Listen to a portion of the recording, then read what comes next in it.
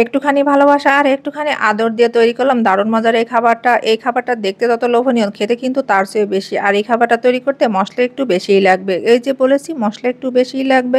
ঠিকই বলেছি, মসলা একটু বেশিই লাগবে। মসলা একটু বেশি দিলে এই খাবারটা খেতে কিন্তু আরো বেশি টেস্টি হবে। আর মসলা দেওয়ার কারণ হচ্ছে সেটা অবশ্যই কেন আমি মসলা বেশি দিয়েছি সেটা যদি জানতে হয় তাহলে অবশ্যই ভিডিওটি শেষ পর্যন্ত দেখতে হবে। আর ভিডিওটি দেখে যদি ভালো লাগে থাকলে অবশ্যই লাইক, কমেন্ট, শেয়ার করে অন্যকে দেখার সুযোগ করে দেবেন। তার জন্য কচু লাগবে এখানে, এটা আমি নিয়েছি মুখী কচু। আর আমাদের অঞ্চলে এটাকে মুখী কচু বলে। কোন কোন অঞ্চলে কি নামে বলে এই কচুটার অবশ্যই কমেন্ট করে জানাবেন। কচুটের সিজনে এই খাবারটা আমি বেশ কয়েকবার আমার বাসায় রান্না করি। আমার বাসার সবাই অনেক বেশি পছন্দ করে। অনেক সময় কচুর ঝোল, কচু মাখা, কচু দিয়ে ইলিশ, অনেকভাবে অনেকেই কচু রান্না করে। আর এই কচুটা হচ্ছে সম্পূর্ণ নিরামিষ। আর কচুটা ভাজা, এটা কিন্তু রুটি বা পরোটা দিয়েও খেতে পারবে। আমার বাসায় বড় বড় কচু ছিল না, তাই আমি ছোট ছোট কচু নিয়েছি। এই কচুটা রান্না করার সময় কিন্তু একটু বড় কচু নিলে ভালো হয়। আর কচুটা এভাবে স্লাইস করে কেটে নিতে হবে। তার সাথে নিয়ে নিয়েছি একটা বেগুন। বেগুনটাও ফালি করে কেটে নিয়েছি। আর বেগুন কচু ভালোভাবে কিন্তু ধুয়ে নিতে হবে। কচু এই বেগুনে কিন্তু কষ থাকে। তারপর দিয়ে দিয়েছি 1 চামচ পরিমাণ হলুদ, মরিচ, লবণ আর ধনিয়া গুঁড়া দিয়ে ভালোভাবে মাখিয়ে নিয়েছি। এই যে বলেছিলাম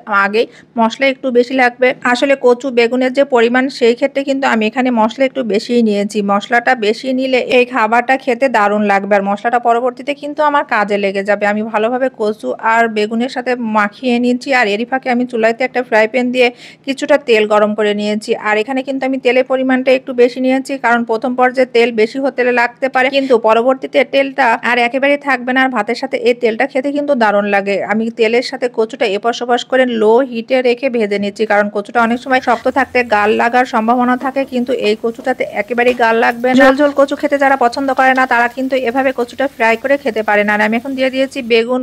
কচু আর বেগুন এখন ভালোভাবে আর একটু সময় নিয়ে ভেজে নেব। যখন কচু আর বেগুন নরম হয়ে যাবে তখন আমি এখানে কিছুটা পেঁয়াজ অ্যাড করে দেবো, তার সাথে কিছুটা রসুন কুচি আর কাঁচামরিচ। এই তিনটা জিনিস ঠিক এই পর্যায়ে দেওয়ার চেষ্টা করবেন, তাহলে কচুটা খেতে আরো বেশি দারুণ হবে। আগেই তো বলেছি ভালোবাসা আর আদর দিয়ে রান্না করেছি। আসলে যে কোনো রান্নার ভিতরে একটু যত্ন, আদর আর ভালোবাসার ছোঁয়া থাকলে সেই তরকারি এমনিতে সাধারণ তরকারি হয়ে উঠবে অসাধারণ। এই পর্যায়ে আমি আবার একটু ভেজে নিচ্ছি সবকিছু। যখন লাল লাল মুচমুচে হবে তখন নামিয়ে নেব। আগে মনে হচ্ছিল না তরকারিতে অনেক বেশি তেল হয়েছে, দেখেন তেলটা এখন টেনে গেছে। আর এই তেলটা দিয়ে ভাত খেতে কিন্তু বেশ ভালো লাগবে। গরম ভাতের সাথে এই তেলটা দিয়ে ভাত মাখিয়ে খেলে অনেক বেশি মজা হয়। আপনারাও কচু সিজনে একবার হলো এরকম কচু ভাজা ট্রাই করে দেখবেন।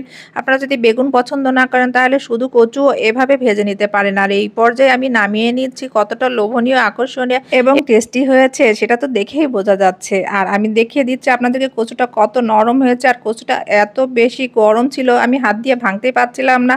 তারপর আপনাদেরকে ভাতের সাথে মাখিয়েও দেখে দিচ্ছি। দারুণ মজার টেস্ট এই কচুটা, অবশ্যই ট্রাই করবেন। আমার রেসিপি ফলো করে আমি খেতে খেতে বিদায় নিচ্ছি।